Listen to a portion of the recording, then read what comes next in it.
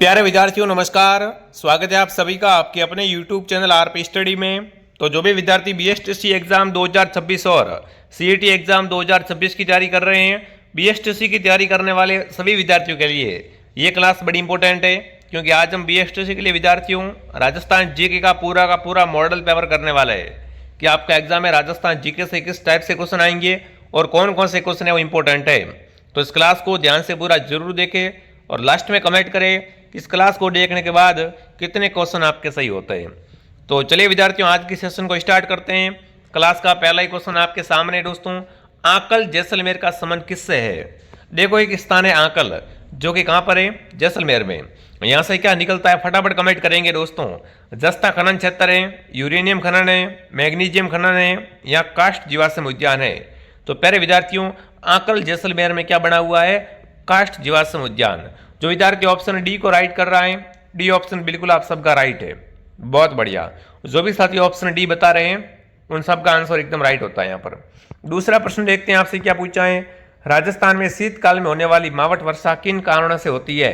बिल्कुल शीतकाल की वर्षा को मावट कहते हैं दोस्तों, और ये किन कारणों से होती है दोस्तों। तो इसका मुख्य कारण है पश्चिमी विक्षोभ। किससे होती है ये, पश्चिमी विक्षोभ के कारण ये वर्षा होती है।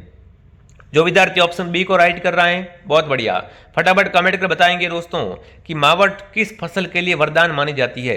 ये भी क्वेश्चन आ सकता है एग्जाम में, तो कमेंट कर बताएंगे कि मावट किस फसल के लिए वरदान है। अगला दोस्तों, आना सागर झील का निर्माण किसने करवाया। पृथ्वीराज ने, अरुणोराज ने, राय सिंह ने या जय सिंह ने।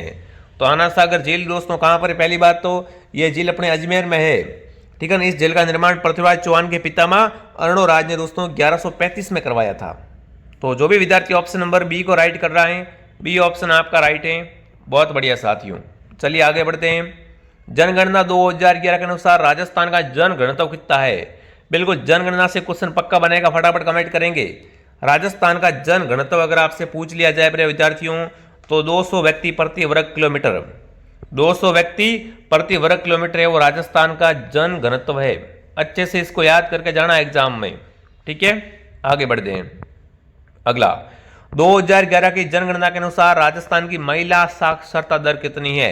अब मुझे क्या बताओ आप, राजस्थान की महिला साक्षरता दर। तो प्यारे विद्यार्थियों जनगणना 2011 के अनुसार राजस्थान की महिला साक्षरता दर है 52.66, यानी जो भी 52.66 बता रहा है ऑप्शन ए आप सबका राइट है यहाँ पर, ठीक है ना। 52.66% राजस्थान की महिला साक्षरता दर है 2011 की जनगणना के अनुसार। चलो आगे बढ़ते हैं दोस्तों। अगला प्रश्न, सुबटिया लोकगीत का संबंध किससे है। बिल्कुल सुबटिया लोकगीत कौन गाता है, फटाफट कमेंट कर बता देंगे दोस्तों। सुबटिया लोकगीत का संबंध किससे है। तो देखिए मेवाड़ पर्वतीय प्रदेश का ये दोस्तों क्या है, एक भील जो होती है दोस्तों, भीलनी, भील की पत्नी दोस्तों भीलनी कहा जाता है। उन स्त्रियों द्वारा पति के लिए संदेश के रूप में गाया जाता है। ये कैसा गीत है, ये एक दोस्तों वीरे गीत है, ठीक है ना। तो आपका उत्तर रहेगा कि सुबटिया लोकगीत का संबंध भील स्त्री से हो जाएगा जो कि अपने पति को संदेश के रूप में गाती है, ठीक है। आगे बढ़े। अगला, भीलों का प्रसिद्ध लोकगीत जिसे स्त्री पुरुष साथ मिलकर गाते हैं। कमेंट करेंगे दोस्तों भीलों का ऐसा कौन सा लोकगीत है जिससे स्त्री और पुरुष साथ में मिलकर गाते हैं। तो वो है हमसिडो। हमसिडो भीलों का दोस्तों लोकगीत होता है जो कि युगल होता है, मतलब स्त्री भी होती है इसमें, पुरुष भी होता है, ठीक है। अगला प्रश्न, राजस्थान के लोक नृत्य और उसके प्रचलन क्षेत्र के संबंध में कौन सा सही नहीं है। गीदड़ नृत्य शेखावटी में, ढोल नृत्य जालोर में, बमरसिया नृत्य बीकानेर में, डांडिया नृत्य मारवाड़ में। कमेंट करेंगे कौन सा सही नहीं है दोस्तों, फटाफट एक बार कमेंट करें सभी विद्यार्थी। और जिसने भी क्लास को लाइक एंड सब्सक्राइब नहीं किया है, क्लास को लाइक एंड सब्सक्राइब जरूर करें ताकि आपको ऐसी क्लासें हैं वो टाइम टू टाइम मिलती रहे, ठीक है। बहुत बढ़िया दोस्तों। तो देखिए बात करें यहाँ पर अपन किसकी, बमरसिया की बात करें दोस्तों। तो बमरसिया है ना, ये मुख्य रूप से भरतपुर अलवर के कुछ भागों में किया जाता है, और यहाँ पर उन्होंने क्या लिखा, बीकानेर लिखा है। तो बम नृत्य है अलवर भरतपुर का, न कि बीकानेर का। असंगत कौन सा है, सी ऑप्शन आपका असंगत है यहाँ पर, ठीक है। बिल्कुल जो क्वेश्चन आपको करवा रहा हूँ अच्छे से याद कर लेना। अगला, चार बेत जो राजस्थान की प्रसिद्ध लोक गायन शैली है वो कहाँ की है। चार बेत लोक गायन शैली दोस्तों कहाँ की है। तो ये राजस्थान के टोंक में दोस्तों बहुत ही प्रसिद्ध है चार बेत, ठीक है ना। टोंक की है चार बेत, ऑप्शन बी आपका राइट है। अगला सवाल, नागौर में किस सूफी संत की मजार है? बात करें पहले विद्यार्थियों नागौर में दोस्तों शेख इमुद्दीन की मजार है। जो विद्यार्थी ऑप्शन ए कमेंट कर रहा है बहुत बढ़िया। देखिए दोस्तों आगे बढ़ने से पहले जो विद्यार्थी बीएसटीसी, सीईटी या फिर आप हाई कोर्ट की तैयारी कर रहे हो, रीट की तैयारी कर रहे हो, सारे कोर्सेज आरपी स्टडी एप्लीकेशन पे उपलब्ध है। तो प्ले स्टोर से आरपी स्टडी ऐप डाउनलोड कर लो। यहाँ से आप बीएसटीसी का बेस ज्वाइन कर सकते हो, सीईटी की क्लासेस ज्वाइन कर सकते हो। बढ़िया तरीके से कम प्राइस में आपको यहाँ पर कोर्स मिल रहा है दोस्तों। अगर पेमेंट किसी और से करना है तो हेल्पलाइन से कॉन्टेक्ट करें। बहुत शानदार कोर्स है, सभी विद्यार्थी इस कोर्सेज को ज्वाइन करें। चलिए आगे बढ़ते हैं। अगला है गांव गांव खेजड़ी गांव गांव गोगो, कहावत में जिस संत का संबंध हो रहा है वो किस जिले में जन्मे हैं? तो पहली बात किसकी बात हो रही है दोस्तों? गांव गांव खेजड़ी गांव गांव गोगो, मतलब गोगा जी का थान खेजड़ी वृक्ष के नीचे होता है साथियों। और बात करें गोगा जी की तो गोगा जी का जन्म ददरेवा गांव चूरू में हुआ था। कहाँ पर हुआ था? ददरेवा चूरू में। चलिए आगे बढ़ते हैं।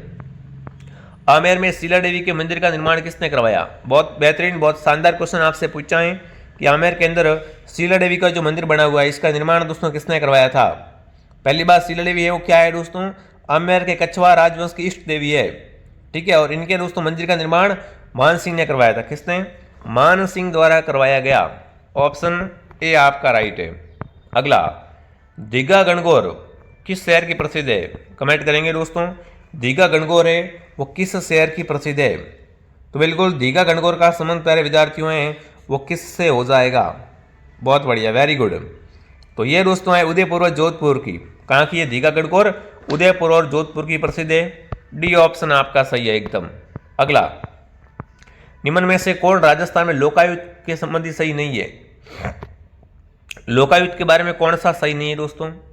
श्री केपीयू मेमन राजस्थान के पहले उप लोकायुक्त थे। लोकायुक्त अपना त्यागपत्र भारत के राष्ट्रपति को संबोधित कर देते हैं। राजस्थान में लोकायुक्त का कार्यकाल 5 वर्ष का होता है। श्री आई.डी. दुआ राजस्थान के पहले लोकायुक्त थे। फटाफट कमेंट करेंगे कौन सा सही नहीं है दोस्तों, कौन सा सही नहीं है लोकायुक्त के बारे में? तो बिल्कुल ऑप्शन नंबर बी है वो दोस्तों कि लोकायुक्त अपना त्यागपत्र है वो भारत के राष्ट्रपति को संबोधित नहीं करते हैं, ठीक है ना। ऑप्शन बी आपका राइट है। अगला है राजस्थान में बांसवाड़ा जिले में मानगढ़ धाम क्यों जाना जाता है? बिल्कुल मानगढ़ धाम दोस्तों कहाँ पर है? बांसवाड़ा में है। और इसे राजस्थान का दूसरा जलियांवाला बाग भी कहा जाता है। वही बात करें क्यों प्रसिद्ध है विद्यार्थियों, फटाफट कमेंट करेंगे। तो यहाँ पर क्या है दोस्तों? यहाँ पर प्रथम आदिवासी राजा अभिषेक स्थल, बिल्कुल अभिषेक स्थल तो नहीं है यहाँ पर आदिवासियों का दोस्तों क्या है? अंग्रेजों ने दमन कर दिया था। यहाँ पर दोस्तों गुरु गोविंद सभा की बैठक लेके बैठे थे, तभी अंग्रेज आते हैं और उन पर गोलीबारी स्टार्ट कर देते हैं, दमन हो जाता है। तो यहाँ पर आपको ध्यान रखना है दोस्तों कि मानगढ़ हत्याकांड इसी कारण प्रसिद्ध है क्योंकि अंग्रेजों ने क्या कर दिया? बिल्कुल यहाँ पर आदिवासियों का दमन किया था, ठीक है। आगे बढ़े। अगला, राजस्थान के किस किले को तारागढ़ के नाम से जाना जाता है? राजस्थान में तारागढ़ दुर्ग दोस्तों है वो आपका रहेगा बूंदी का किला, ठीक है। बूंदी ऑप्शन आपका राइट है। अगला प्रश्न है त्रिपुरा सुंदरी का मंदिर किस जिले में है? त्रिपुरा सुंदरी का मंदिर दोस्तों कहाँ पर है? फटाफट एक बार कमेंट करेंगे, फटाफट कमेंट करो भैया। त्रिपुरा सुंदरी दोस्तों, त्रिपुरा सुंदरी मंदिर, इसमें दोस्तों सिंह पर सवार भगवती माता की अष्टभुजा वाली मूर्ति है। और ये दोस्तों मंदिर है वो आपके हो जाएगा तलवाड़ा बांसवाड़ा में, ठीक है। ऑप्शन ए आपका राइट है। अगला दोस्तों, हाड़ौती बोली राजस्थान के किस क्षेत्र में नहीं बोली जाती है? कमेंट करना, हाड़ौती कहाँ पर नहीं बोलते हैं? भरतपुर, झालावाड़, कोटा, बूंदी। हाड़ौती बोली राजस्थान के अंतर्गत कहाँ पर नहीं बोली जाती है दोस्तों? तो बिल्कुल हाड़ौती बोली है वो प्राय भरतपुर में नहीं बोली जाती है। जो भी ऑप्शन ए कमेंट कर रहा है तो हाड़ौती बोलते कहाँ पर है? कोटा, बूंदी, उदयपुर, झालावाड़ आदि जिलों में दोस्तों बोली जाती है।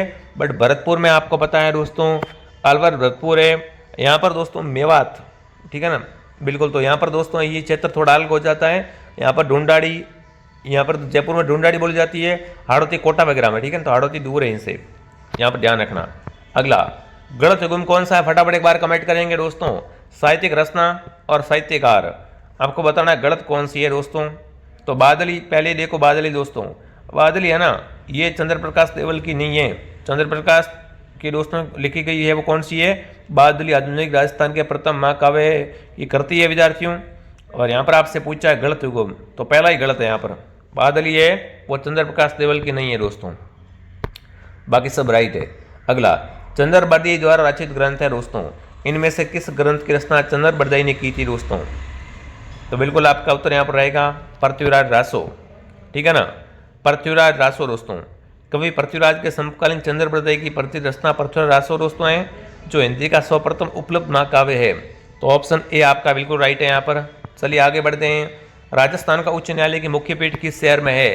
हाई कोर्ट की अपनी मुख्य पीठ दोस्तों है वो जोधपुर में है, और खंडपीठ है वो अपने जयपुर में है। दोनों बातें आपको ध्यान रखनी है, यानी बी ऑप्शन आपका राइट है।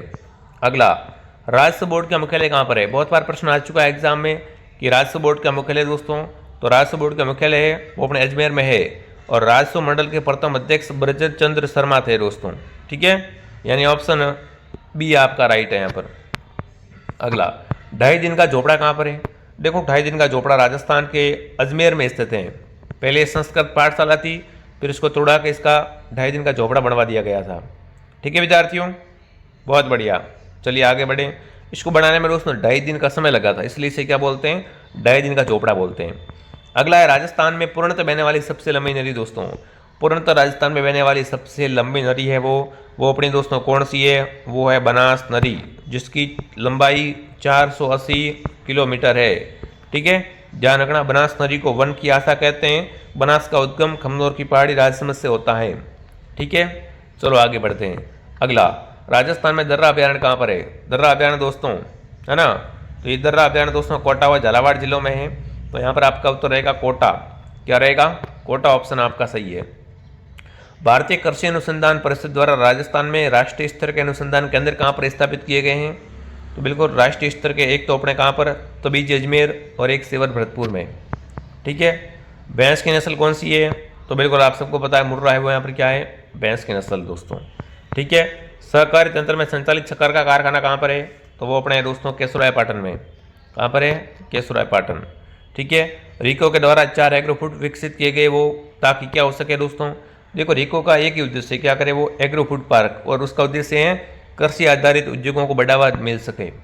ठीक है, अगला, किस नदी के किनारे गणेश्वर सभ्यता है? बिल्कुल, गणेश्वर सभ्यता के अवशेष है वो किस नदी के किनारे मिले हैं वो आपको बताना है। फटाफट एक बार कमेंट कर बता देंगे दोस्तों। तो बिल्कुल गणेश्वर के जो अवशेष मिले हैं वो कांतली, ठीक है ना, गणेश्वर सभ्यता कांतली में दोस्तों नदी के किनारे सीकर में विकसित हुई है। ये एक ताम्रयुगीन सभ्यता है, तो ऑप्शन ए आपका राइट है। ठीक है दोस्तों, आप जो भी विद्यार्थी बीएसएससी की तैयारी कर रहे हैं फटाफट आरपी स्टडी ऐप को डाउनलोड करें। यहाँ पर बिल्कुल नवीनतम सिलेबस के अनुसार कंप्लीट कोर्स आपको मिल जाएगा, जिससे घर बैठे आपकी शानदार तैयारी हो जाएगी।